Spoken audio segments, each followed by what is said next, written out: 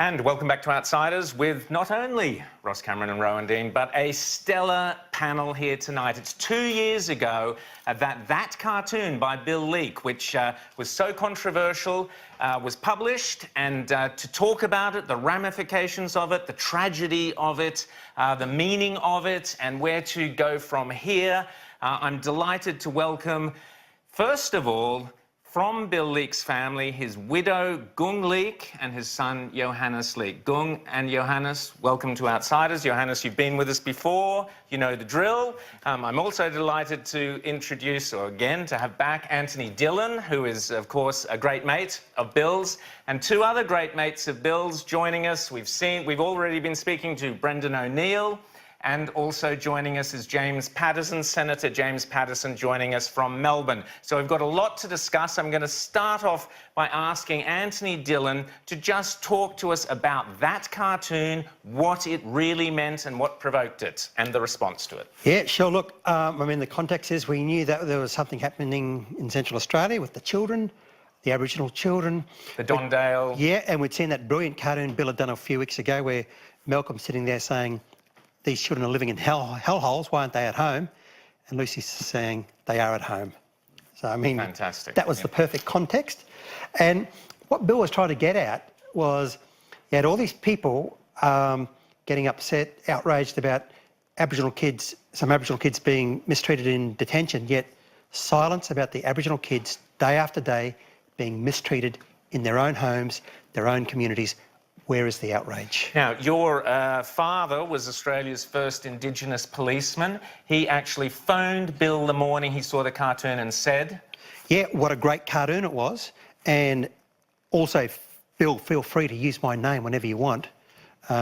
Fantastic. Yeah. Johannes, you are also now a cartoonist, or have been for many years a cartoonist, but now very successful with the Oz. Well done, congratulations. Tell us about the impact of that cartoon when your dad realised how controversial it had become over the next day or two after it was published. Well, he did often... Well, I heard him say on a number of occasions that to wake up and receive the sort of feedback he got from Anthony and his father was about as good as he could possibly hope for. On that subject, he thought bullseye.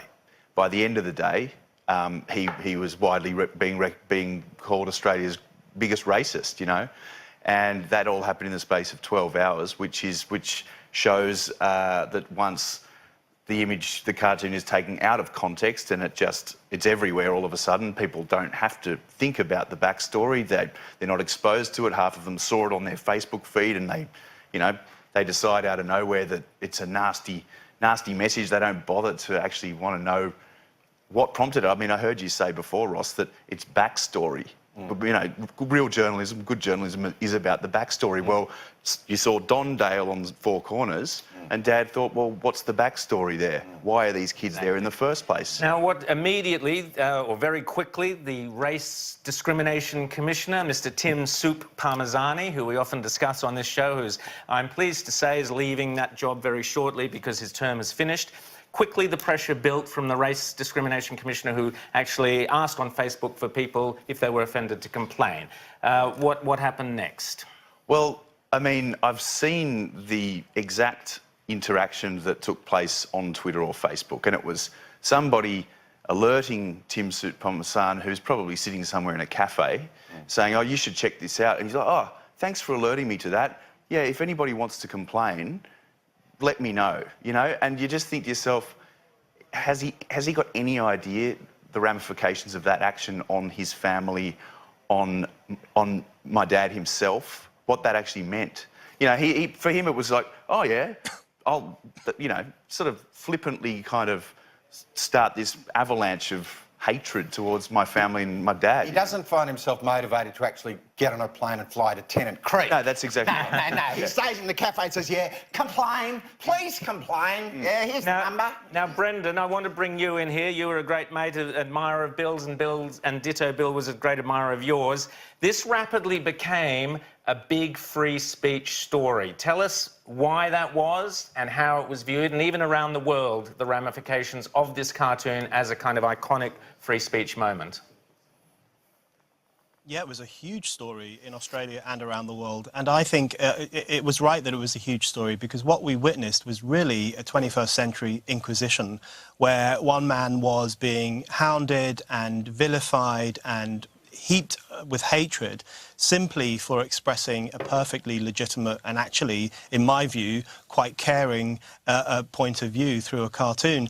So I think what we saw, I think we really saw the cutting edge of modern-day intolerance, of PC intolerance, the casualness with which they would demonise someone and try to destroy his reputation simply because he depicted something that they would rather stayed hidden or wasn't talked about in public.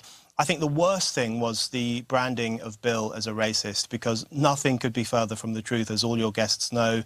The people who demonstrated actual racism in relation to that were the people who were saying, let's not talk about these things, let's not be honest about it, let's just allow people to live as they live. There's more racism in that kind of turning away from problems than there is in anything Bill ever said in any part of his career.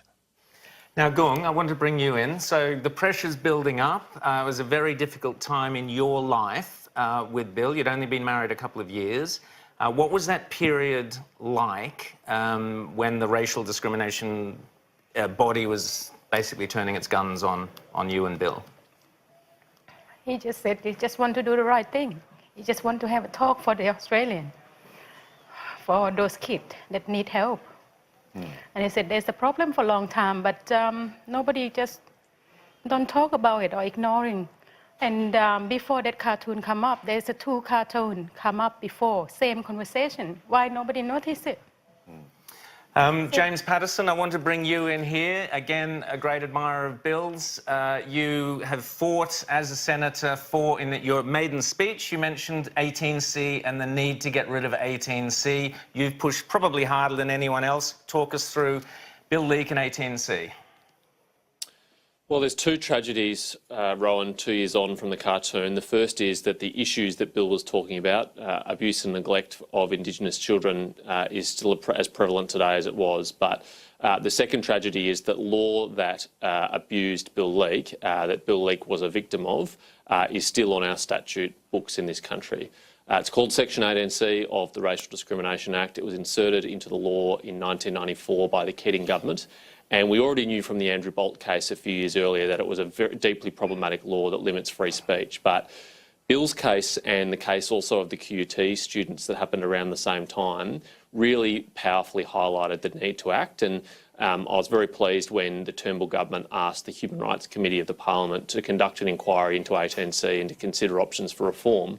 And Bill actually testified before the committee one day in the New South Wales State Parliament.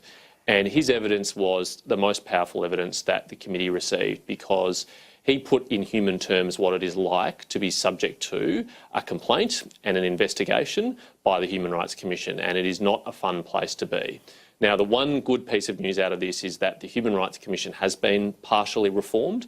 Its processes are very different, and I hope that today another complaint as weak as this one, as vexatious as this one, would not be taken up by the Human Rights Commission. It would be dismissed. But of course, that partly depends on the good judgment of the people at the Human Rights Commission, which in the past they have not displayed at all. Well, James, you know, let me ask you the harder question. We appreciate your leadership intellectually on this issue. We find that when it comes to the hard decision, the Rubicon that must be crossed, the organisation that must be abolished, the coal-fired power station that must be built, the thing fails because of a lack of clarity within the federal coalition. And the most important ideas fail not just because of a predictable assault from the Green left industrial machine, but because alleged Conservatives, Liberal National MPs blink, falter and fold like a crumpled suit, to borrow the expression of Pauline Hanson. Tell us, what is the state of real, authentic defence for the rights of citizens to express their thoughts and opinions in writing, on television, radio and elsewhere among your colleagues in the federal coalition? Well, Ross, your criticism of the federal coalition on this issue would have been completely fair 2 years ago, because 2 years ago, when I was first elected to the Senate, the government's position at that time was to take no action to address 18C. But that quickly changed, and I'm very pleased that it did change, and it changed in part because nearly every Liberal and National backbencher in the Senate, myself included, signed a private member's bill to reform 18C, and because of the parliamentary inquiry process that happened. And so the Turnbull government put to the Senate, for the first time ever, a bill to reform 18C. As you all know, it includes the terms insult, offend, humiliate and intimidate. And the Turnbull government proposed taking out 3 of those words, leaving only intimidate left, making it unlawful to vilify someone or intimidate someone on the basis of their race, and to add the word harass to make sure it was illegal to harass someone on their race, and at the same time reform the Human Rights Commission. But unfortunately, we were not successful in the Senate. We just didn't have the votes there. Only half the bill passed. The Human Rights Commission part of the bill, reform part of the bill passed. But the deleting of those words from 18C, which would have really dramatically raised the bar of the kind of complaints that could have been upheld by courts under that law, that didn't pass. Now, we only fell 2 votes short in the Senate, and as we stand today, things are basically the same as they were, except for one key difference. Jackie Lambie, who was in the Senate at the time and voted against it, has gone, and she's been replaced by Steve Martin, who's now a coalition senator, a member of the National Party from Tasmania. So, frustratingly, I think we are only 1 vote away. We would have, if we put it to the Senate tomorrow, it would get 38 votes, but you need 39 votes to pass legislation. So, Brendan, let me bring you in here. Brendan, looking from outside, how do you see the battle in Australia? Are we doing well or are we floundering on this question of free speech? I think you're floundering a bit, which many Western societies are now, unfortunately, on the issue of freedom of speech. My view of the Human Rights Council is that it behaved in such an outrageous way in relation to Bill and other people that there's a very good argument for scrapping it entirely. If a rights council is not going to defend freedom of speech, which is the most important right in the world and is the right upon which every civilized democratic society is built, then what is the point of it? I think Western societies have to get really serious now about freedom of speech and recognise that if we don't have this freedom to say whatever we want and to trigger whatever kind of political discussions we think are needed, then every other freedom is called into question. So the battle for freedom of speech, I consider Bill to have been a great and historic free speech hero. And I think that battle for freedom of speech now needs to be moved up again. Anthony, I just want to ask you the blunt question. I've asked it to you before, but I'll ask you again. Was Bill Leak a racist? Absolutely not. Thank you very much. I want to go to Johannes and then to Goong. Johannes, you've wrote a great article in the Oz today. So free speech has been described by Sydney University as allowing people to basically say whatever they want about your dad. So a professor has said, well, I won't repeat what was said because it's too cruel. But basically, you responded to that today. Tell us what your thoughts were on what was said at Sydney Uni and your response to it. Well, I mean, I think if the discussion had actually been a real discussion and, you know, the lecturer had put it to her students, you know, let's say this cartoon is racist, let's discuss this, let's discuss the nature of offence, let's discuss a whole lot of things, that would be quite a worthwhile exercise.